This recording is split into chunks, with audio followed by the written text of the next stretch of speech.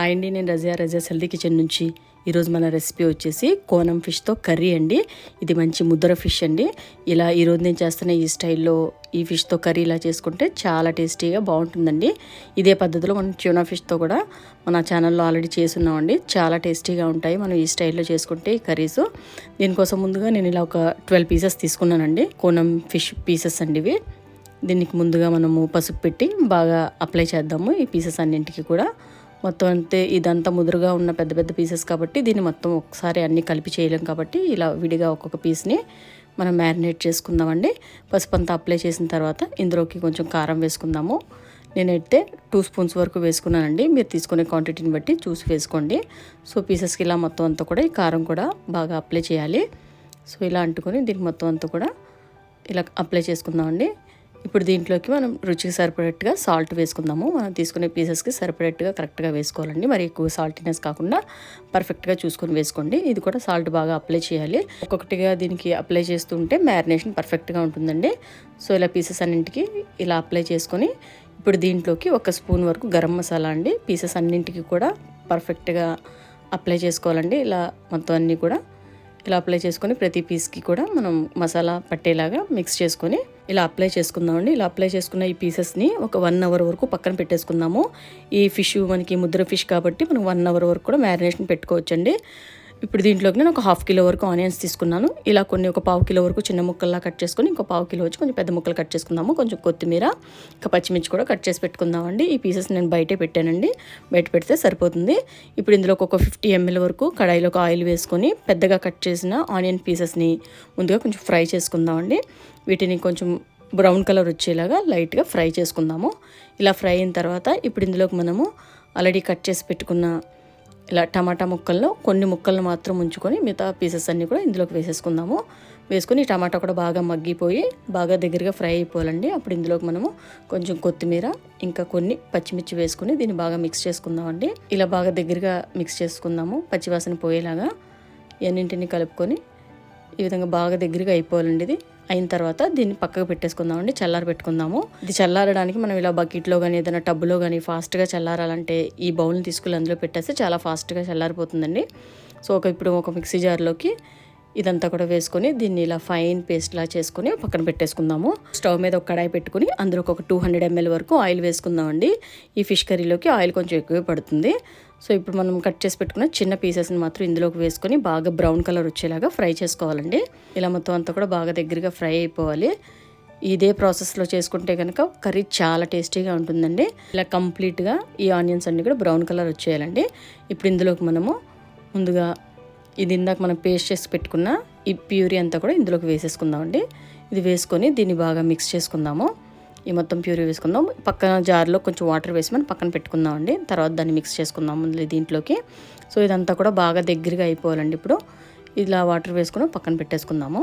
So ఇప్పుడు దీనికి బాగా దగ్గరగా అయిపోయిన తర్వాత ఇది మంచిగా చాలా బాగా ఫ్రై అవ్వాలండి. అయిన తర్వాత ఇప్పుడు ఇందులో మనం పక్కన పెట్టుకున్న ఈ టమాటా పీసెస్ ఇందులో వేసుకొని దీన్ని కూడా బాగా టమాటా అంతా మగ్గిపోయేలాగా బాగా ఫ్రై చేసుకుందాము. ఇప్పుడు ఇందులోనే కొన్ని పచ్చిమిర్చి, ఇంకా కొంచెం కొత్తిమీర వేసుకొని ఇవన్నీ కూడా కలుపుకొని బాగా దగ్గరగా అయిపోవాలండి. అప్పుడే కర్రీ టేస్ట్గా ఉంటుంది. ఈ స్టేజ్లో అసలు పచ్చిదనం అనేది ఉండకూడదు, బాగా దగ్గరగా అయిపోవాలి. ఈ ప్రాసెస్ అంతా అవ్వడానికి మనకి 10 minutes వరకు పడుతుందండి. ఇది బాగా దగ్గర అవ్వడానికి. ఇదంతా బాగా కంప్లీట్గా దగ్గర అయిన తర్వాత ఇందులో కొంచెం పసుపు వేసుకొని కారం వేసుకొని ఈ స్టేజ్లోనే దీన్ని బాగా మిక్స్ చేసుకుందాము. ఇదంతా మళ్ళీ ఈ స్టేజ్లో మళ్ళీ బాగా దగ్గరగా చేసుకోవాలండి. మనం ఇలా ఫ్రై చేస్తున్నప్పుడు ఆయిల్ అంతా పైన ఇలా తేరుతున్నట్టు ఉండాలి. ఆ స్టేజ్లో ఇప్పుడు మనం ఒక 1/2 స్పూన్ వరకు గరం మసాలా వేసుకుందామండి.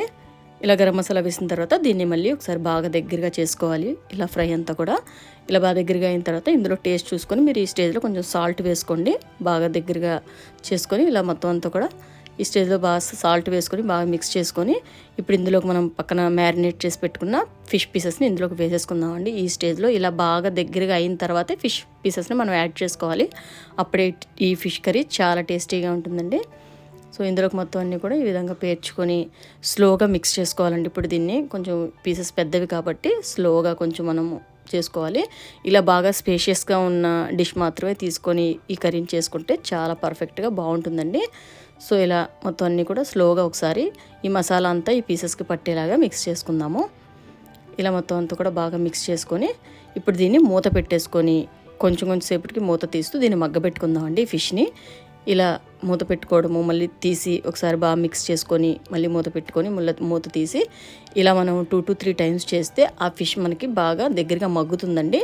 ఈలోగా అలా 2 టైమ్స్ చేసిన తర్వాత ఇప్పుడు దీంట్లో మనము మిక్సీ జార్లో తీసి పెట్టుకున్న ఈ వాటర్ని ఈ స్టేజ్లో ఇందులో వేసుకుందాము. ఇంకా ఇందులో వేసుకొని దీన్ని బాగా మళ్ళీ మిక్స్ చేసుకొని ఈ విధంగా ఇలా మొత్తం వేసిన తర్వాత ఒకసారి మళ్ళీ మిక్స్ చేసుకుందామండి. వేసుకొని మళ్ళీ ఒకసారి మూత పెట్టేసి దీన్ని ఇలా సిమ్లో పెట్టుకొని అలా 15 to 20 మినిట్స్ వరకు కూడా ఈ ఫిష్ని మనము ఇలాగే మగ్గబెట్టుకోవాలండి. ఇది ఎందుకంటే బాగా పెద్ద ఫిష్ కాబట్టి పీసెస్ అన్నీ కూడా మటన్ లాగా ముద్దరుగా ఉంటాయండి. సేమ్ మటన్ టేస్ట్లోనే ఉంటుంది. కర్రీ కూడా మనం చేసే ప్రాసెస్ కూడా అలానే ఉంటుందండి. దాన్ని చక్కగా కుక్కర్లో అది వేసి కాకుండా ఇలాగే కుక్ చేసుకుంటూ దాన్ని మగ్గబెట్టుకోవాలండి. ఫిష్ని ఇలా మిక్స్ చేసుకొని ఇంకొక స్టేజ్ వచ్చేటప్పటికి దాన్ని ఇంకా స్పూన్ అది పెట్టకుండా స్లోగా ఇలా తిప్పుతూ దీన్ని మగ్గబెట్టుకోవాలి. ఇంక ఈ కర్రీ అయితే ఈ స్టేజ్కి వచ్చిందండి. ఇంకా మన పీసెస్ కూడా చక్కగా మగ్గిపోయినవి. ఇప్పుడు ఇంక మనం ఈ స్టేజ్లో కొంచెంగా వాటర్ వేసుకుందామండి. మరి ఎక్కువగా కాకుండా లైట్గా కొంచెం వాటర్ వేసుకొని ఆ ఫిష్ పీసెస్ కొంచెం మూవ్ అవ్వడానికి ఫ్రీగా ఉండేలా వేసుకొని దీన్ని మూత పెట్టేసుకొని ఇప్పుడు దీన్ని మనం ఒక 15 మినిట్స్ సిమ్లో పెట్టేసుకొని వదిలేస్తే మన కర్రీ చాలా పర్ఫెక్ట్గా రెడీ అయిపోతుందండి. పీసెస్ అన్నీ కూడా ఇలా మనం వేసిన వాటర్ అంతా కూడా ఈ పీసెస్ కిందకి బాగా వెళ్ళేలాగా స్లోగా మనం స్పూన్తో కొంచెం మిక్స్ చేసుకుందాము. ఇలా మిక్స్ చేసుకొని ఇప్పుడు మూత పెట్టేసుకుందామండి. ఇలా మూత పెట్టుకున్న వాటిని 15 to 20 మినిట్స్ సిమ్లో పెట్టుకొని మీరు అలా వదిలేసేయండి. ఆ తర్వాత మన కర్రీ మాత్రం పర్ఫెక్ట్గా రెడీ అయిపోతుంది. ఇంతేనండి. ఇలా మనము ఈ కర్రీని చేస్తున్నప్పుడల్లా మనం గుర్తుపెట్టుకోవాల్సింది మధ్య మధ్యలో 5 to 10 మినిట్స్ ఒకసారి నెమ్మదిగా సిమ్లో పెట్టుకుంటూ కుక్ చేసుకుంటూ ఇది మనం చెక్ చేసుకుంటూ పెట్టుకుంటేనే కర్రీ పర్ఫెక్ట్గా రెడీ అవుతుందండి. ఇంతేనండి. ఇంకా ఫైనల్ స్టేజ్లో మన కర్రీ పూర్తిగా రెడీ అయిపోయింది. ఈ కర్రీ అంతా అవ్వడానికి మాత్రం మనకి 35 to 40 మినిట్స్ వరకు కూడా పడుతుందండి.